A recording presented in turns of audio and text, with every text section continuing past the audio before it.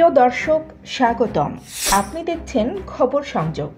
সম্প্রতি দেশে বেশ কিছু ঘটনায় দেখা যাচ্ছে জনতা নিজেরাই বিচারকের ভূমিকা নিচ্ছে। তৈরি হয়েছে এক ধরনের মব কালচার। সাম্প্রতিক সময়ে দেশের বিভিন্ন জায়গায় দেখা যাচ্ছে কোনো ঘটনা ঘটলেই মুহূর্তের মধ্যে একদল মানুষ একত্রিত হয়ে বিচার করার চেষ্টা করছে। আইন শৃঙ্খলা রক্ষাকারী বাহিনীর অপেক্ষায় না থেকে নিজেরাই শাস্তি কার্যকর করতে উদ্যত হচ্ছে।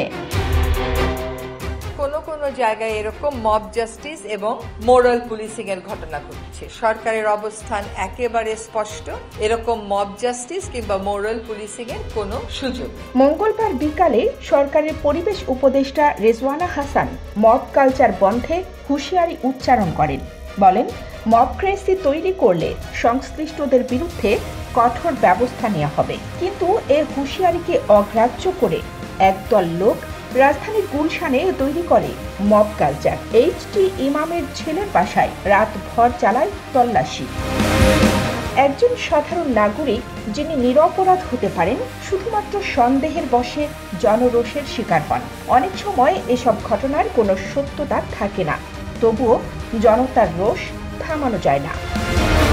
বিশ্লেষকরা বলছেন, মব কালচার কেবল আইন শৃঙ্খলার জন্য হুমকি নয়, এটি একটি সামাজিক ব্যাধি।